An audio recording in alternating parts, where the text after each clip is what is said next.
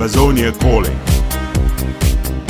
News, analysis, commentary, opinion, editorials. Ambazonia Calling is a co-production of Africa Freedom Network, the Missions Tribune, and Compass Free Press. Welcome. My name is Ntumfoyn Herbert, and I bring you revolutionary greetings from our studios in Washington, D.C. to all of you, friends of Ambazonia and fellow Ambazonians on Ground Zero and across the globe.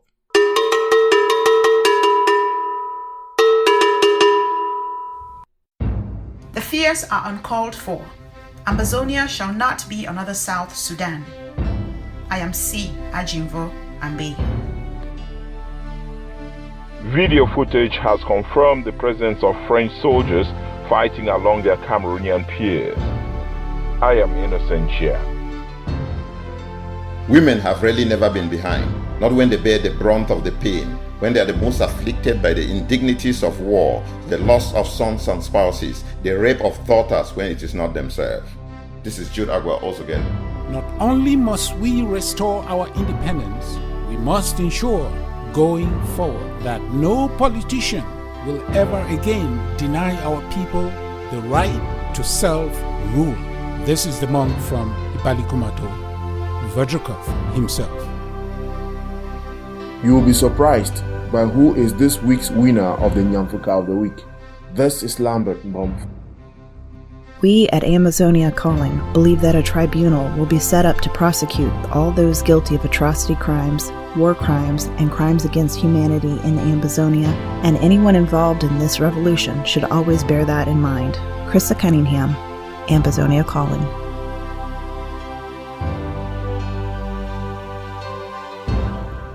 What a week this has been.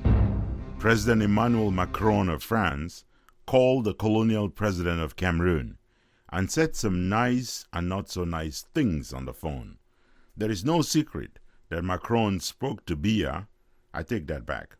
There is no doubt that Macron called to reprimand Biya about the continued massacres across Ambazonia. Macron appeared to be saying he had ordered Biya to consider something he called decentralization or regionalism. And, of course, Ambazonians rejected this to a person. Here with that and more is Innocent Chair with this week's wrap-up of the news.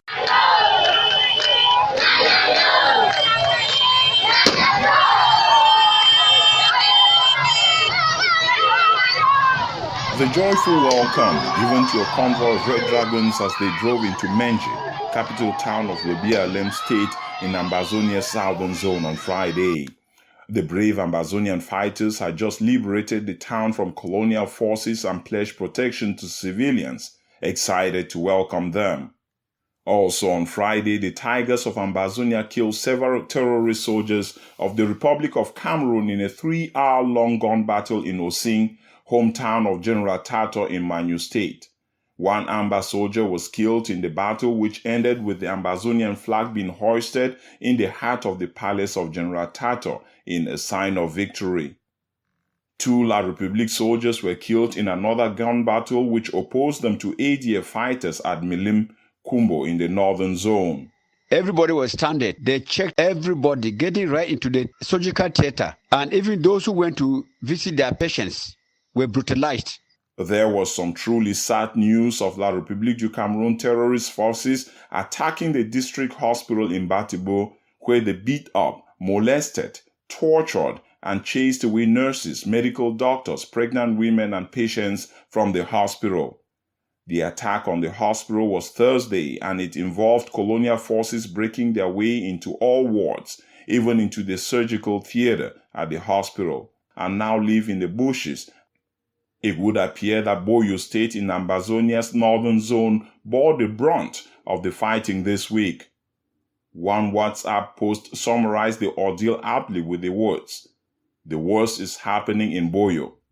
The report said a total of 12 rockets had been fired at Anjing village, not far off from a makeshift military camp that is a stone throw from St. Bede's College, Ashing, where they are reportedly detaining several pregnant mothers and kids to serve as human shields. Still in Com, there was the case of Bobe Aaron Salah, who was pulled out of a transport vehicle at Bangor and executed on the side of the road, along with the case of Napriska, who was executed by colonial forces as she waited for a ride to take her into Bamenda town in the northern zone. There is credible information and evidence suggesting that the colonial army of Biabimvondo has used some kind of chemical weapon in both Belo in the northern zone and in Muyuka in the southern zone, which has resulted in civilians complaining of difficulty breathing and itching in the eyes, throat, and exposed parts of their body. This is coming in the wake of video footage that has confirmed the presence of French soldiers fighting along their Cameroonian peers. Still in Muyuka, citizens have again blocked the main highway through the town, the highway linking Boya to Kumba, with those manning the barricade sending a strong message to La République. We are taking our country back, whether you want it or not. Now Muyuka be this.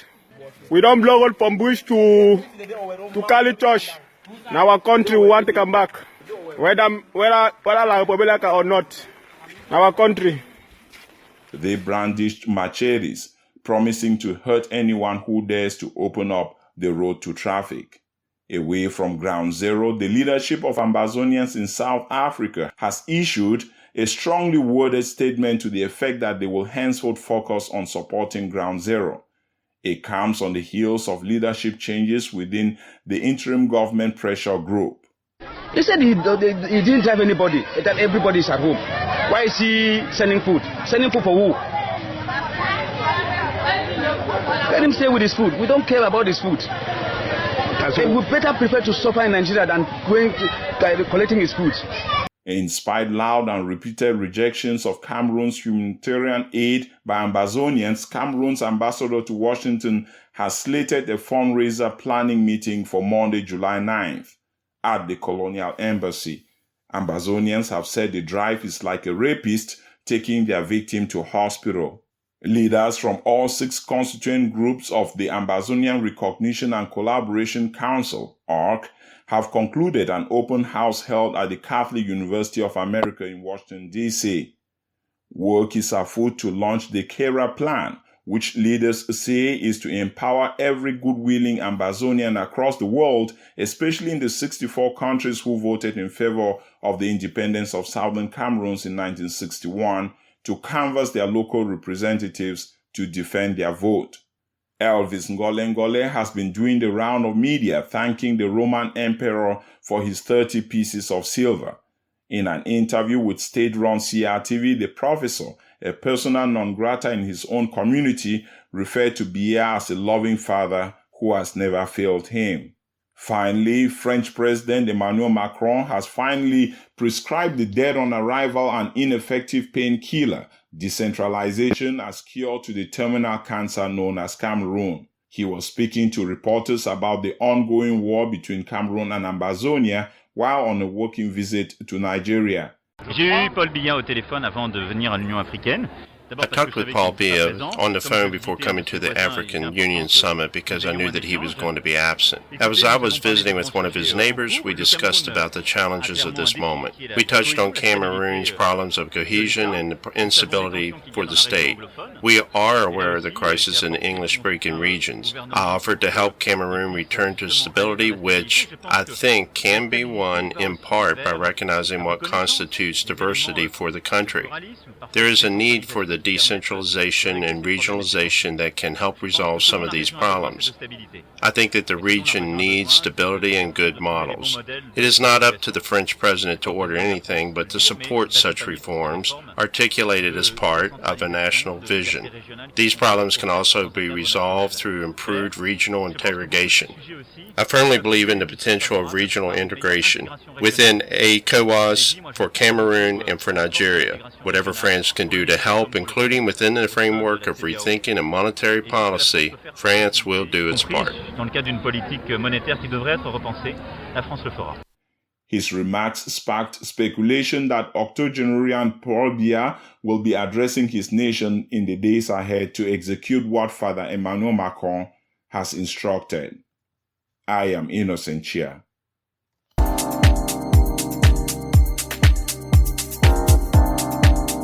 This is Ambazonia Calling. Still ahead in this edition, we have The Devil Unmasked with Professor Emmanuel Tatamenta. We have a winner for the Nyamfuka of the Week. And we are not done until we have heard our letter to Joshua. So stay tuned, kick back, relax, and enjoy Ambazonia Calling.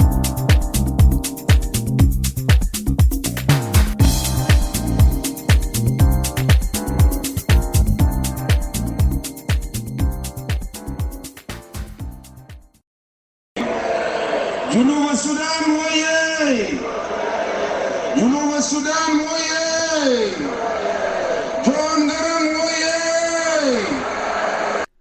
Crowds chanting on the 9th of July 2011 in Juba, capital of South Sudan, on the occasion of the independence of the then youngest African nation. It was a glorious moment, relayed to the world by media outlets like Al Jazeera. A nation is born. The symbol of sovereignty and identity flies for the first time. The scene in South Sudan is nothing less than electric. Hundreds of thousands of people converge on Juba, the world's newest capital city. They celebrate their long-awaited independence, marked by 2 civil wars over 5 decades and countless lives lost. What was Africa's largest nation is now split into 2. Dignitaries from around the world attend the midday ceremony, including the leader of Sudan, Omar al-Bashir. His government was the first to recognize the new state and its new president, Salva Kiir. As the President of the Republic of South Sudan, I shall be faithful and bear true allegiance to the Republic of South Sudan.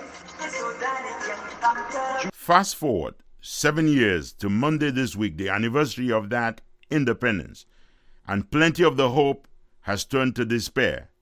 Boom has produced gloom, leading to some of those who consider recognizing Ambazonia as Africa's youngest nation to ask the question, is there a risk that Ambazonia could turn out to be just another South Sudan? I pose that question to Ambazonia Calling's Barrister Siambe. There is no crystal ball that can be looked into or any fortune teller that can accurately and completely tell where the chips will fall when all is said and done. It is no secret that the problem in South Sudan stems from conflict between the factions supporting President Salva Kiir, an ethnic Dinka, and factions supporting ousted Vice President Riek Machar, an ethnic Nuer. The mounting tensions and conflict between various Ambazonia liberation movements, especially our self-defense groups, that many fear could result in a South Sudan-type inferno, stem largely from disagreements over strategy and not the type of deep-rooted historical conflicts along ethnic lines that have existed between the Dinkas and the Nuers for decades. The issues that are causing friction in the ranks of Ambazonia groups can be resolved easily through communication and genuine collaborative action among the groups. If there is hope for South Sudan, there is greater hope and assurance for Ambazonia that does not have a similar volatile ethnological construct and has or should have the advantage of lessons learned from South Sudan, Eritrea, Rwanda, and other precedents. Gaining independence is one thing, but putting in place the structures and institutions for good governance, social and economic growth is the next crucial step that South Sudan has not been able to adequately focus on. Some say this is solely because of the ongoing civil war. The truth is, enough fingers also point to other players in its general geographic region and beyond that have maintained a strong hold on the nation and stand to benefit tremendously from its instability. The Ugandan army, for instance, provides security services to South Sudan at a hefty fee. Kenyan businesses abound in South Sudan, basically controlling the banking, hospitality, and airline industries. A safe and secure South Sudan would obviously mean a shutting off of that tap. Forget the fact that Khartoum charges Juba exorbitant fees for the transportation of oil from the south through the north for onward exportation and ensures that conflict occurs and persists along the pipelines to disrupt and destabilize transportation. The instability of South Sudan makes it easier for Khartoum to declare that breaking up Sudan was a bad idea, given that South Sudan cannot survive on its own, even as the government continuously schemes and plots behind the scenes to perpetrate and exacerbate problems in the young nation. Other well-known culprits, like China, have not spared South Sudan their usual games of double dealing between Khartoum and Juba. Clearly, South Sudan finds itself at the mercy of players far and near, doing everything under the sun, moon, and stars to get the biggest bang for the smallest buck. The reverse is actually true for Ambazonia, that provides sustenance to surrounding nations like La République du Cameroon, Gabon, Central African Republic, and others. Additionally, the recent realization of many years of gross exploitation of its resources by La République du Cameroon, Big Brother France, and other culprits have turned all Ambazonians into crusaders against Western domination and exploitation. If Ambazonia is to not become another exploited failed state, it all begins with leadership ensuring that Ambazonia does not start off on a footing of substantial dependency on any country or anyone that could turn it into a free-for-all vehicle to be taken for joyrides by all. It also depends largely on leadership resolving to rise above differences, effectively collaborating and quickly burying any hatchets that could possibly jeopardize the peace and stability of Ambazonia, putting it at risk of being ravaged like South Sudan. See Ajimbo Ambe for Ambazonia Calling. If you are looking to invest in something truly exciting, look no further. You can now become a partner of Africa Freedom Network, which is getting set to launch the first ever radio television network serving Africa, serving Africans and friends of Africa around the globe and on the continent. With reporters based in 34 African countries and a news gathering capacity second to none, now lined up and ready to go, Africa Freedom Network is about to show exactly how news of Africa should be covered. It is the next big thing in African journalism and definitely the next big thing in investment in the news media. Get invited by sending us an email to info@africafreedomnetwork.com. If you want to attend our first ever General Assembly of Partners and Shareholders, which we have now rescheduled to Sunday, the 15th of July, please do not miss. Send us an email, info@africafreedomnetwork.com.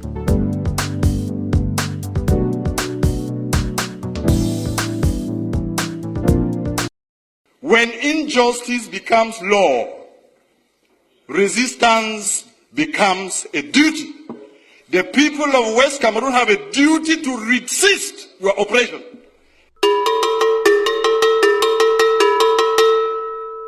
It is, as usual, an honor to welcome on the phone Professor Emmanuel Tatamenta, our guest for our segment, The Devil on Mask, The Truth Out. We had the French president go off to Nigeria. What do you make of the visit? It was, to me, a very interesting visit that the French president could be going to meet President Buhari of Nigeria to negotiate the safe passage of the troops they have trained in Nigeria. So you are affirming you want the world to know that the real purpose of the visit of President Macron to Nigeria was to negotiate safe passage for the French troops? Invariably, that was it. Okay, but he was going around all the place. He was talking about decentralization. What is this about decentralization? Talking of decentralization, they just changed the name from province to region. And then they make sure that they tighten up the screws and they centralize more. It's time that somebody who is in Messager or in Kwakwa pays taxes, and the taxes are taken to Yaoundé. Then the mayor has to go begging for whatever chicken feed from there. And part of the deceit this week was to hear, everybody start saying, Mr. Biya is going to make a speech soon. He's going to promise, he's going to release prisoners, he's going to declare amnesty, he's going to call a ceasefire, and so what? I mean, what do you answer to all of that? Because it just sounds to me like empty words and empty promises. We have seen so many of such massive overstatements since he came to power. And when you really look at it, you see that there are people who act before they think. You wonder whether these people really have any thinking minds around them, or their brains are already dead. Let's go through some of these things, Prof, because I want you to really give our people the message you would like them to hear. So, Mr. Biya comes out tomorrow. He says there's a ceasefire. What should our people do? He is the one who declared war. He says that there is a ceasefire. Our boys should stay in place and make sure that all the criminal troops, or marauding armed robbers, as I call them, because we don't have an army in Cameroon, we have marauding armed robbers. They should be cleared out of our territory because we are a sovereign nation. Even when you look at the ruling on Bakassi by the International Court of Justice of the 10th of October 2002, it states clearly that they should return to their boundaries at independence.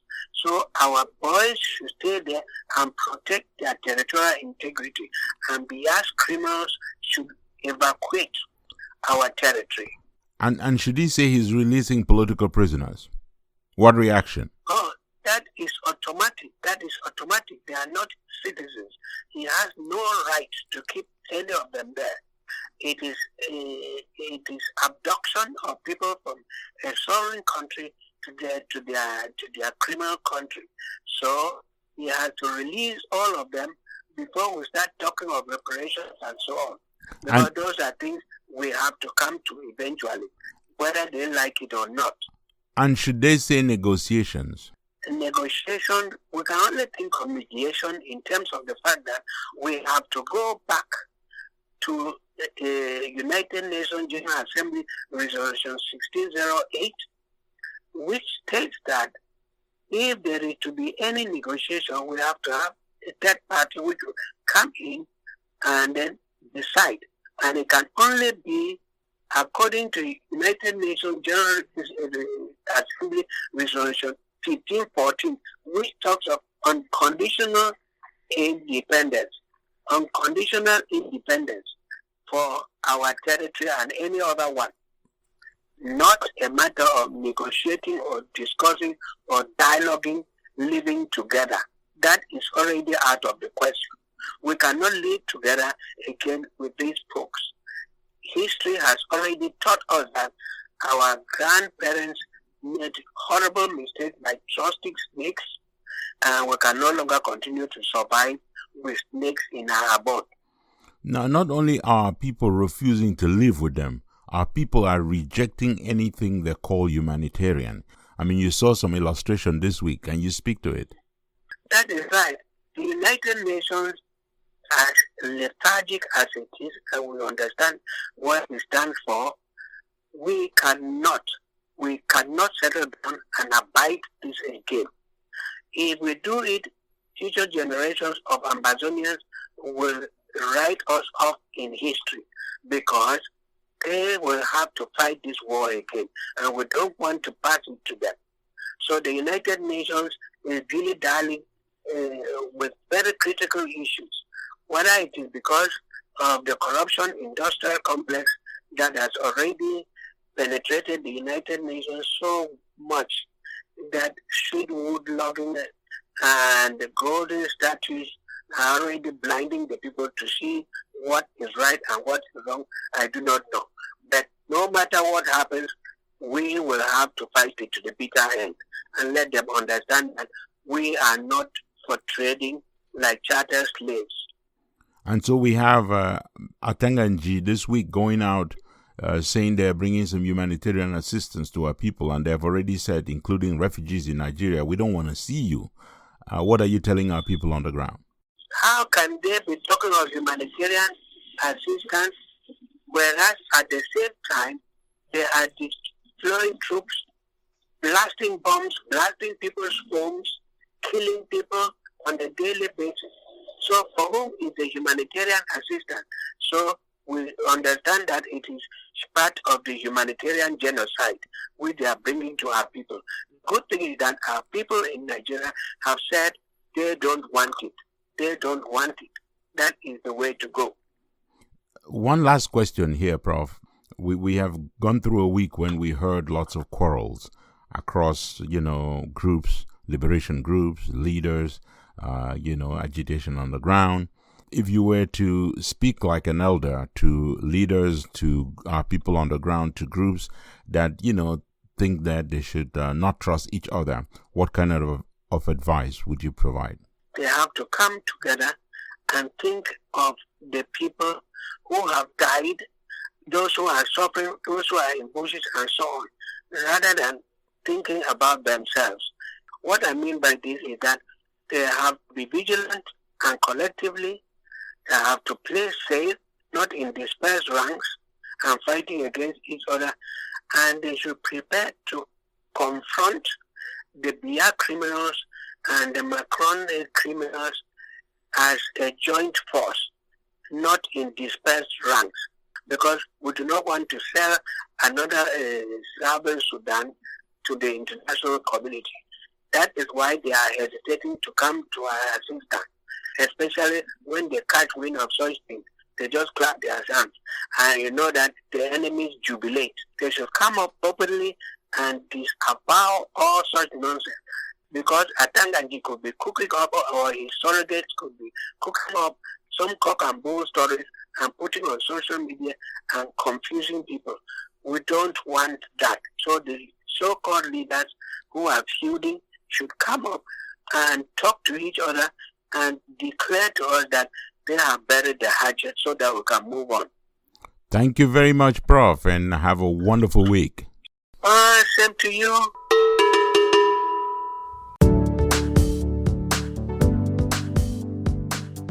This week, Ambazonia Calling is brought to you by themissionstribune.com, compassfreepress.com, and africafreedomnetwork.com.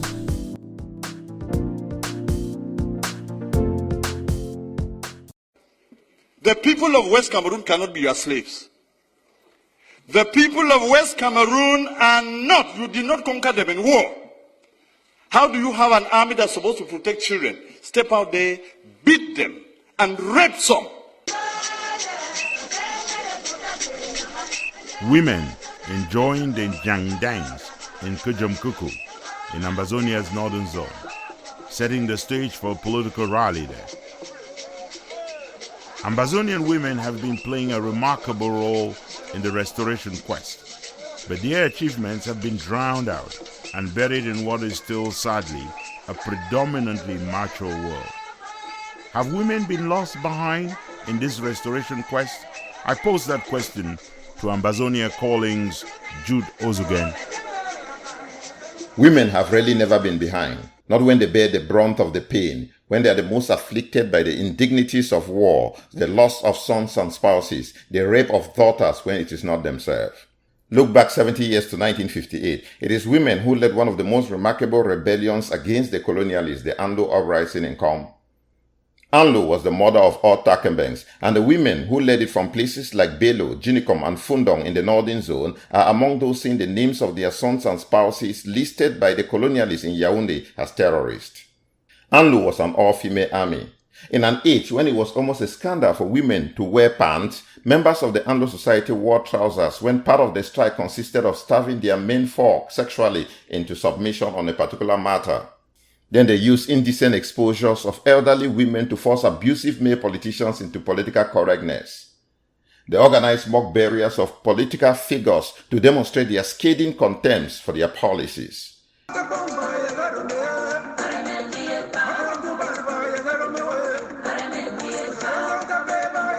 Like Anlo, Ekpak in Manyo is a feminist-laden naked dance committed to agrarian reforms, life and death issues, and cleansing of the land of any plague or evil force. And God alone knows how much cleansing of the land is required at this time.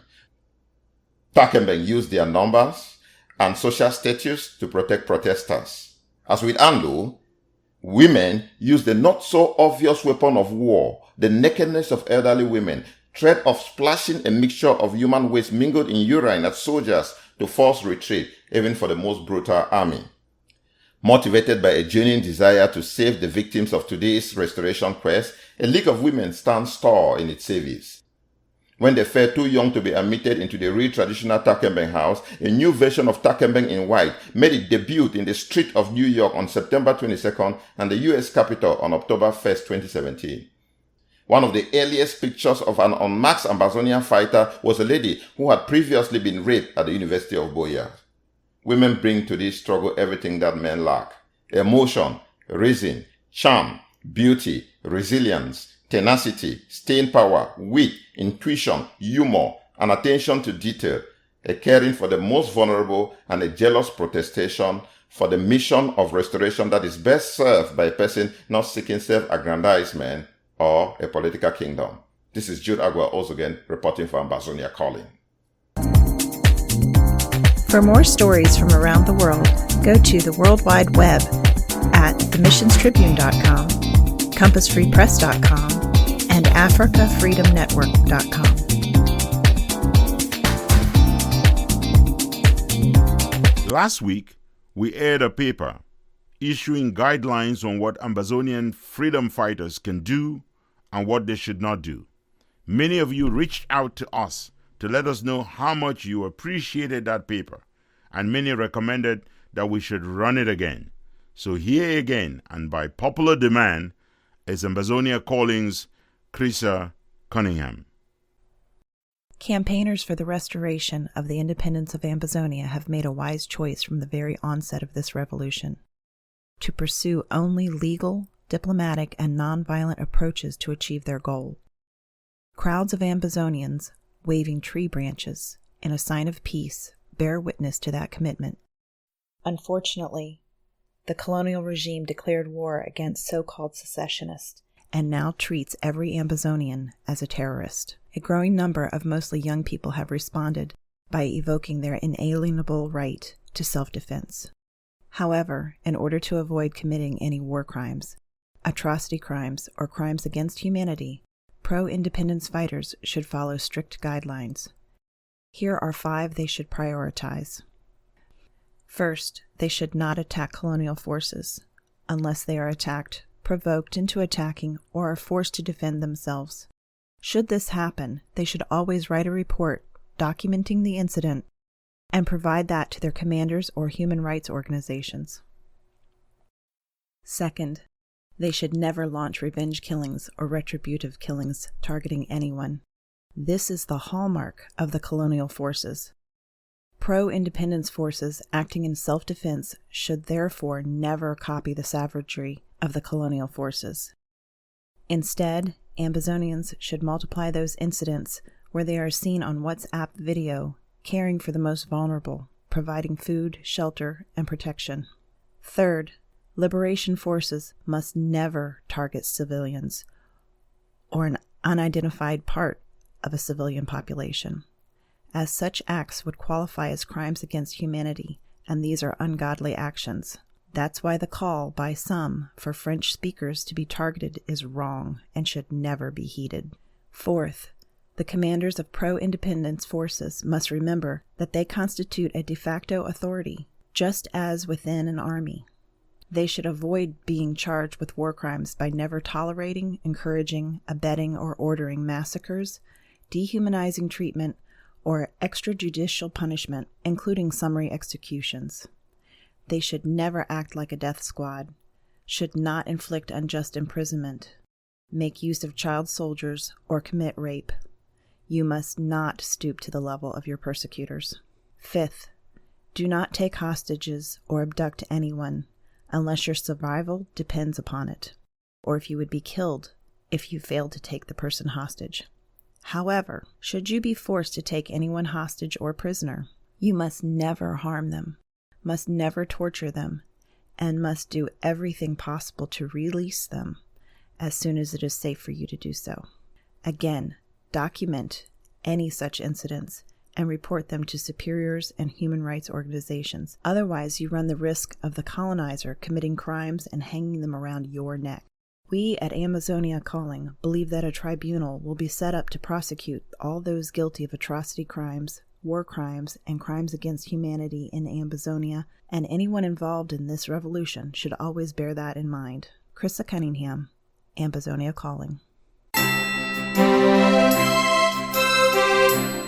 The problem we have in West Cameroon is the problem that will bring down Cameroon. If you do not handle it well, you will not know Cameroon as it is in a few months or in a few years. As during every week, many serious contenders were in consideration this week for the crown of shame known as the Nyamfuka of the Week. And this week, as on previous ones, there is still one crown and one winner. Two runners-up though. Here with the rundown of who won the dishonor to be rubbished is Ambazonia Calling's Lambert Mbom. It would seem that ex-convicts share a common thread. As with former New Bell inmate Paul Atanganji, former Cameroonian goalkeeper Bel Joseph Antoine, himself a former convict who served time at the Boya production prisons until he was released from there to play for Prisons Football Club Boya, this week Bel Joseph Antoine opened his detimop, as our people will say in Pidgin, to heap abuse on the entire nation of Ambazonia. Bel Joseph Antoine's stupidity is well known and came as no surprise for someone who tried. But as a failure he has been at everything he has tried except play soccer, Bel Joseph Antoine came up last, winning bronze in this week's race for Nyamfuka of the Week. Coming in just ahead of him was Fritz Takang, the man who this week used a video posting online to deliver Judas's kiss of death to Ambazonian soil, revealing to colonial forces one of the few safe passages via a hanging bridge for Amazonian forces. Digimas outlined the plot in great detail in a must-listen audio that lives on a WhatsApp group near you. You have to hear it to believe, but a few things are clear, and only Digimas could put them out there so soundly.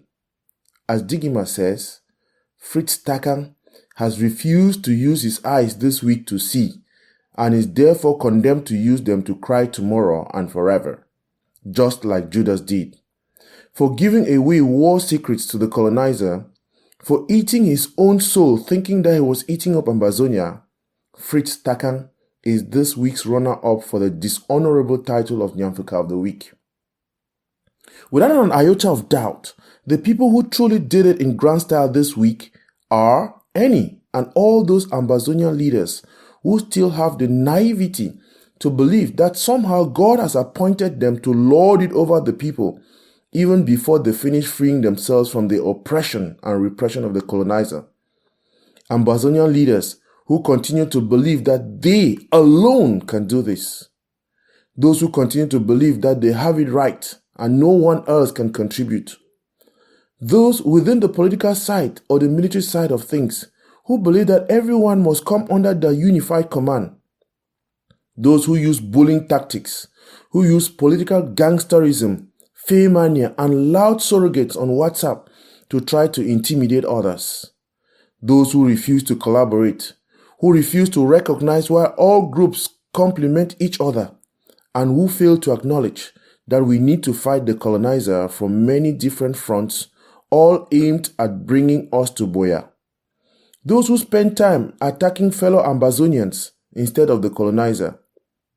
They are winners of this week's dishonorable award, the Nyamfuka of the Week. This is Lambert Mbom for Ambazonia Calling. French President Emmanuel Macron delivered a message to all Africans this week during a town hall type event which he held in Lagos, the commercial capital of Nigeria. His message to all Africans could not be more relevant to the ongoing pursuit of independence restoration and the recognition of Ambazonia as Africa's youngest nation. I listened to Macron and I heard him speak directly to Ambazonians. The French president insists rightly that the destiny of all Africans, including the destiny of Ambazonians, is and must remain in our hands. Africa is the one to decide for Africa, to explain about Africa, and to create its own model. Nobody has to decide for our future. We are the one to decide. Nobody has to lecture us. We Ambazonians must assume full responsibility for obtaining for ourselves that which we believe we deserve. Which means that we have to take our responsibility. So many people tell Ambazonians that what they are doing is not right, that they needed to ask before doing it. But this is what Macron advises you to do, Ambazonians. I mean, if I'm here today, it's just because I wanted to change a lot of things, and I decided to innovate and take my risk in political life. I never asked for the permission to do so. He himself never asked anyone, and you should not listen to anyone who tells you to wait. And guess what? Even when I tried to get some advice from the insiders of this game, the first advice was, you should wait a little bit. Wait a little bit. At a point of time, it will be for you. But not now. Never follow this kind of advice. Macron tells Ambazonians that no one else, not the French, not Cameroon, no one has the ideas on which Ambazonia should be built. According to him, you do have the best ideas for your country and you need to forge forward. If you want to do it, if you want to change this world, if you want to change your country, if you believe in your innovation, in your project, just make it feasible, just create, just dare, and just do it right now. Nigerians asked Macron for advice on how to handle their challenges, and his reply was simple. Take risk if you want to achieve. That message is valid for you, Ambazonians. Take your risk. Take your risk. I mean, it seems to be a joke. I think the first thing is to be sincere and to take the part of your own risk.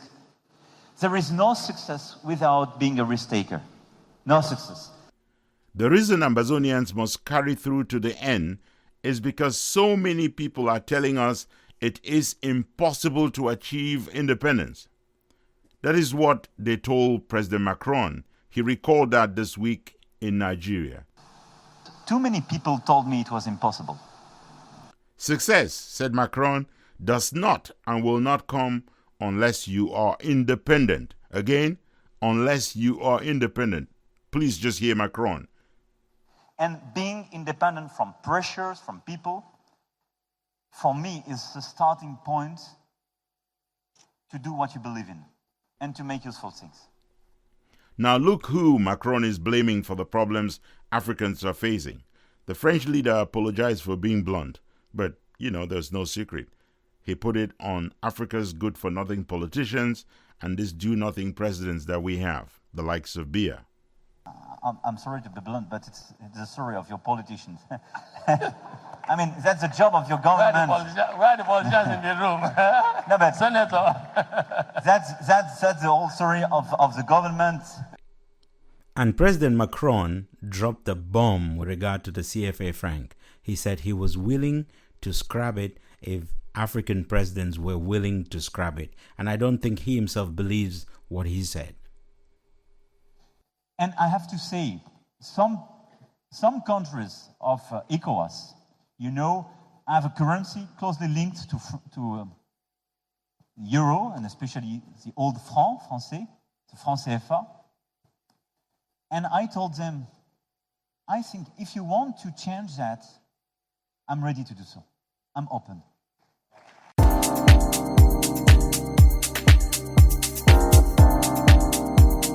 This is Ambazonia Calling.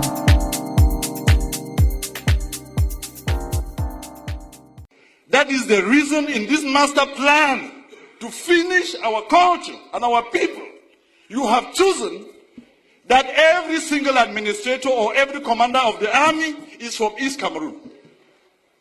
That is why they sit there and they can kill the people without remorse. This has to end. That was Member of Parliament Joseph Wirba in the Cameroon's Parliament, December 2016. The story of decolonization in Africa is still ongoing, and it is not pretty. The current Ambazonia revolution in the Cameroons is a case in point, where a post-colonial outpost of the British and the French is in upheaval for more reasons than just language, marginalization, and what have you. The real issue at stake was self-rule from the very onset, and definitely outright sovereignty. In the current political bubble, invented and made worse over 57 years by one-party dictatorship, the vocabulary in regular use now can be at best confusing to the man, woman on the street.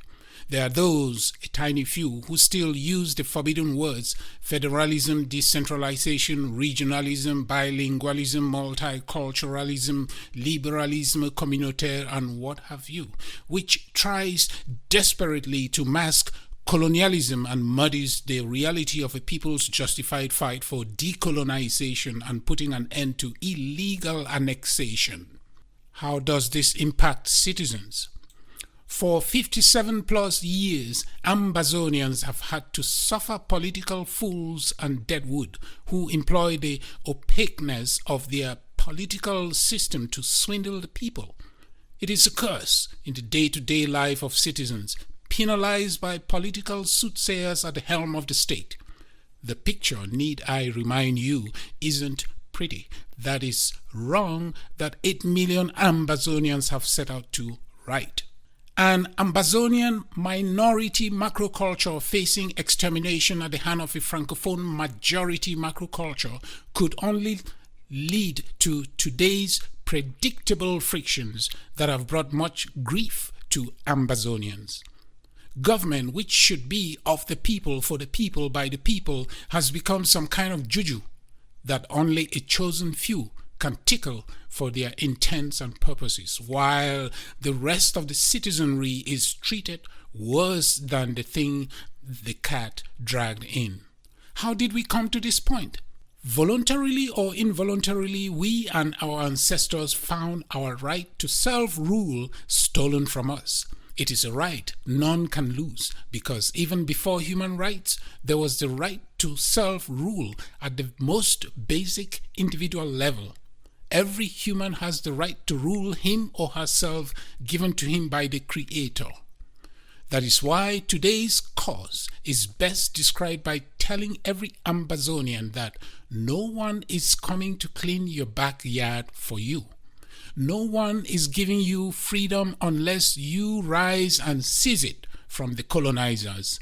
Your backyard, some have called it your block, includes your village, town, city, and the land of our ancestors, Mother Ambazonia. It is ours to claim or to lose. The colonizer has long wanted us to believe that Grandma and her friends can organize and successfully run a group round-robin finance co-op, otherwise known as Njangi, which enables each of them in the group to raise enough capital to run their businesses over time. Yet, they cannot rule their own community, their own village, their own town, their city, and their homeland unless Grand Camarade issued decrees. Resolving our problem, reclaiming Ambazonia, was difficult until we started organizing. The colonizer is sweating. Why? Because every colonizer knows that an organized people are a threat to tyranny. That is why they created laws to prohibit assembly of persons, freedom of speech, public debates on burning issues. That is why they equated political activism and political dissent to terrorism, creating an atmosphere of fear that held every Ambazonian free but in chains, and converted what is a triangle of land into one nation in jail. Freedom comes down to this. Citizens rise, as Ambazonians have, and they organize first, and then they go out there and without asking anyone, We take back our country. We reassert our role and responsibility as the primary determinants of our destiny. We kick the benevolent, quote-unquote, benevolent dictator and the colonialists for whom he serves as proxy out of our homeland. We clean up and reclaim our backyard one block at a time. We are getting there, fellow Ambazonians. But we must organize not only to restore our independence, but also to ensure that no politician, not even one that we elect in Boya in future, will ever again take away our inalienable right to self-rule. Viva la Revolution! This is the monk from Ibalikumato, Verdrukov himself, for Ambazonia Calling. Here is our letter to Joshua.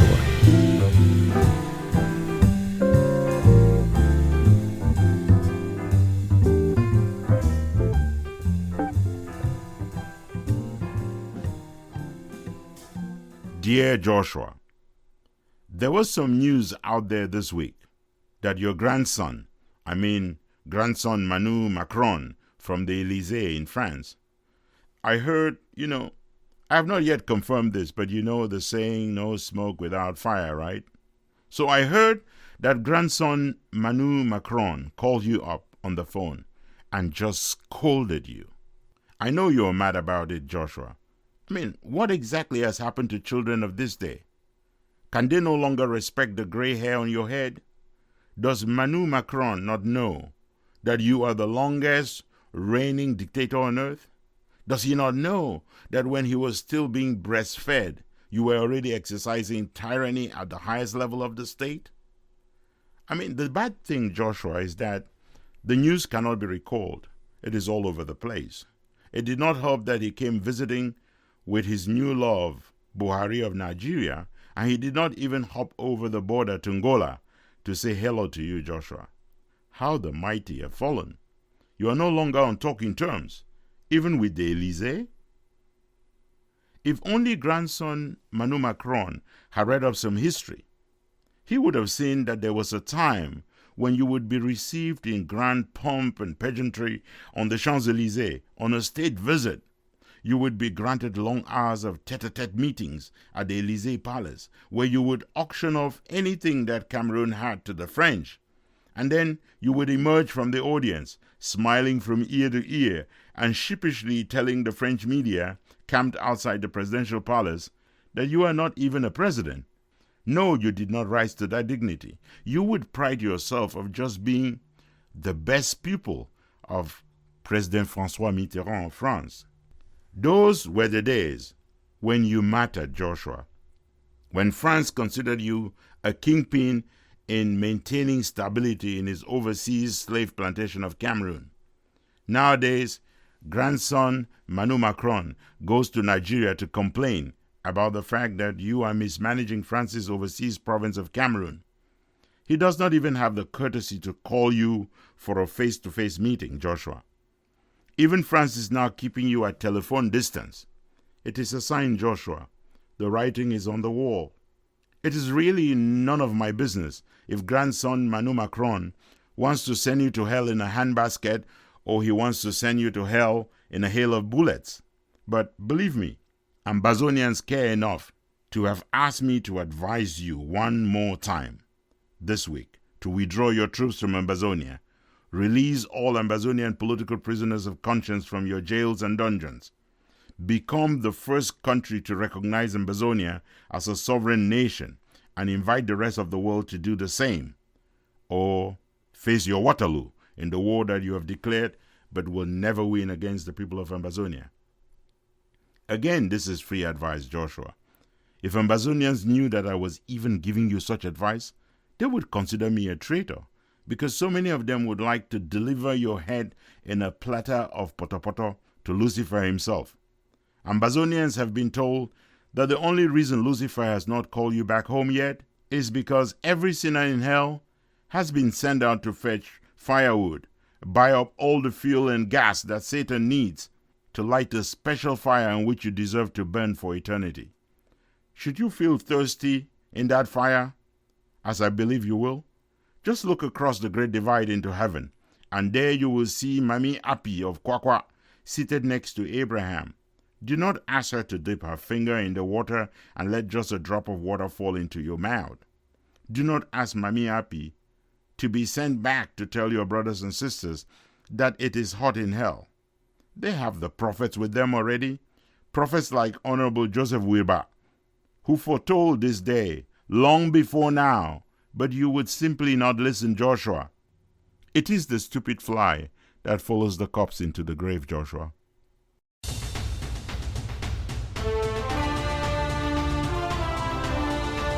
From our studios here in Washington, D.C., our producer is Jeff McCoy. Our music today is from Ken Wanaku, the monk from Balikumato, William Ford, an ambassador of blessed memory, Eric Matisse on the web at soundimage.org, and Prince Ajua Alemanji of Ajam Sonic Kitron, USA. Ambazonia Calling is a joint production of Africa Freedom Network, the Missions Tribune, and Compass Free Press. You can find us on the web at www.themissionstribune.com, www.compassfreepress.com, and www.africafreedomnetwork.com. Next Sunday is another day. Until then, keep the spirit, keep the faith, keep up the fight for justice and independence for Ambazonia. Stay Amba strong.